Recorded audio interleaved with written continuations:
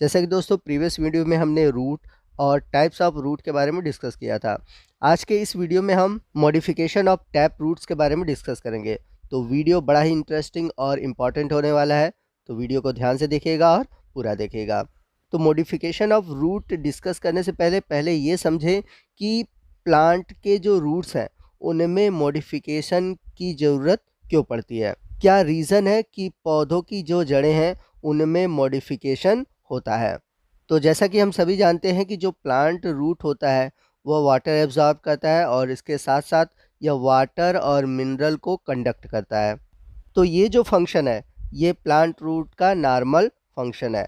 यदि इन दोनों फंक्शन के अलावा किसी भी प्लांट के रूट में कोई और फंक्शन ऐड होता है तो उस फंक्शन को परफॉर्म करने के लिए उस रूट में कुछ चेंजेस आते हैं और इसी को हम बोलते हैं मॉडिफिकेशन ऑफ रूट्स।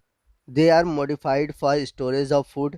तो इनमें जो मॉडिफिकेशन होता है भोजन को इकट्ठा करने के लिए होता है, या फिर हो सकता है ये जो मॉडिफिकेशन हो रहा है वो मैकेनिकल सपोर्ट के लिए हो रहा हो, या फिर कुछ पौधों में जो रूट्स होते हैं वो इस तरह से मॉडिफाइड होते हैं कि वो नाइट्रोजन का फिक्सेशन आसानी से कर सकें।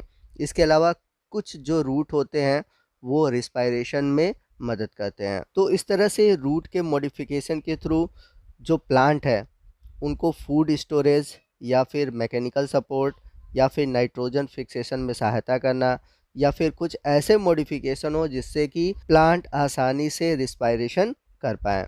तो आइए हम बात करते हैं मॉडिफिकेशन ऑफ टैप रूट्स की।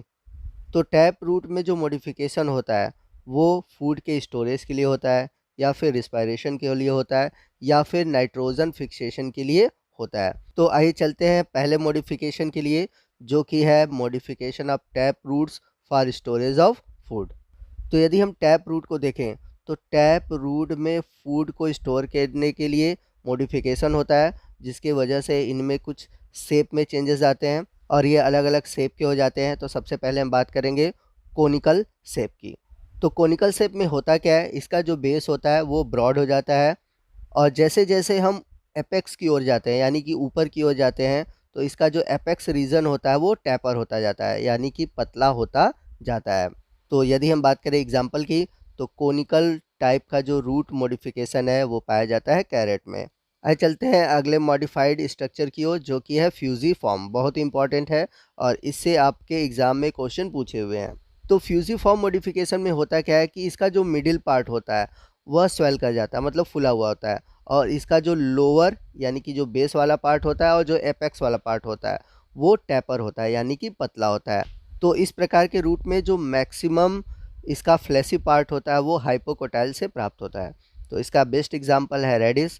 तो अगर आप रेडिस में देखेंगे तो इसका लोअर और अपर रीजन क्या होता है, टैपर होता है, और जो मिडिल पार्ट होता है वह स्वेलन होता है, यानी कि फूला हुआ होता है।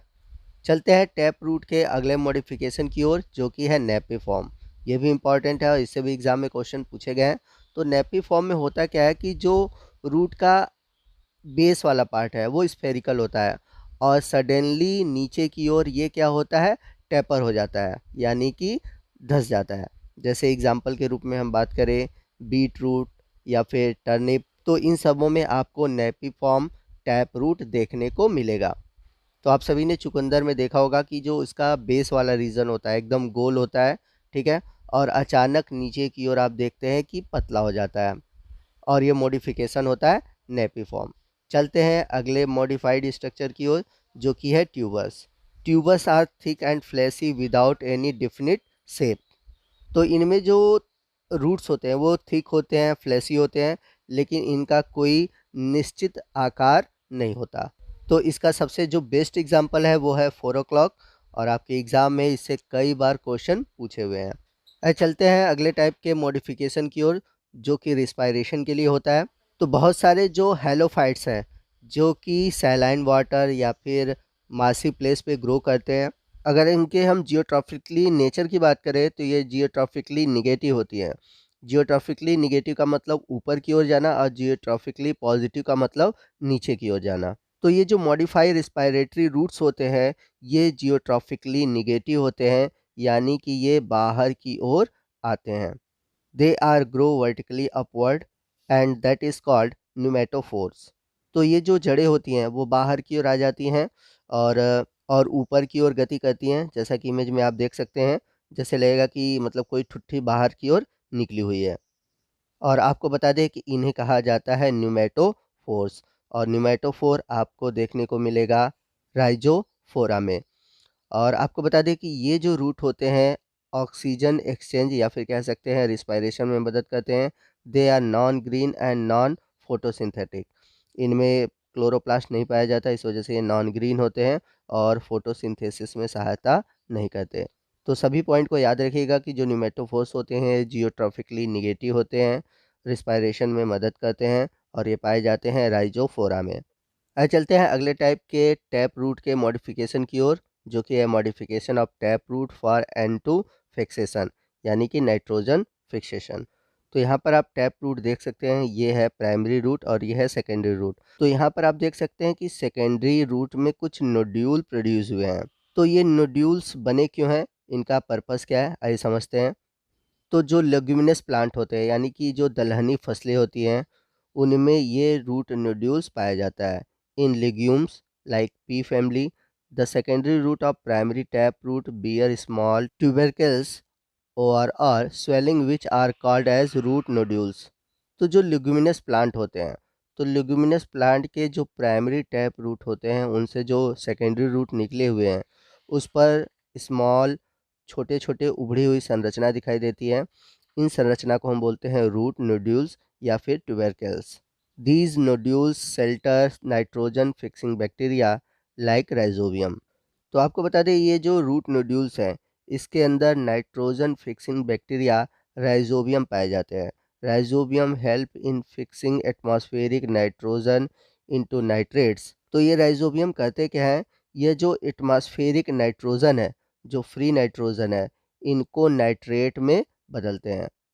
तो ये जो पूरा मैकेनिज़्म होता है, यानी कि जो एटमॉस्फेरिक नाइट्रोजन है वो नाइट्रेट में बदलता है, तो ये पूरा प्रोसेस होता है एनएरोबिक कंडीशन में। अब यदि एग्जांपल की बात करें, तो जैसा कि मैंने अभी ऊपर आपको बताया था कि जो ये रूट नोड्यूल्स होते हैं, ये सभी पाए जाते हैं लेग्यूमिनस प्लांट में। तो इस तरह से जो modification of tap root for nitrogen fixation है, वो आपको देखने को मिलेगा लेग्यूमिनस प्लांट, यानी कि दलहनी फसलों में। तो आज के इस वीडियो में बस इतना ही, और इसी के साथ हमारा जो मॉडिफिकेशन ऑफ टैप रूट है वो ख़त्म होता है। तो आपको वीडियो कैसा लगा कमेंट करके ज़रूर बताइएगा। वीडियो अच्छा लगा हो तो वीडियो को लाइक और शेयर करना मत भूलिएगा। नेक्स्ट लेक्चर में हम एडवेंटेशियस रूट में किस तरह का मॉडिफिकेशन होता है उसके बारे में डिस्कस करेंगे। तो मिलते हैं अगले पार्ट में, तब तक के लिए जय हिंद, जय भारत।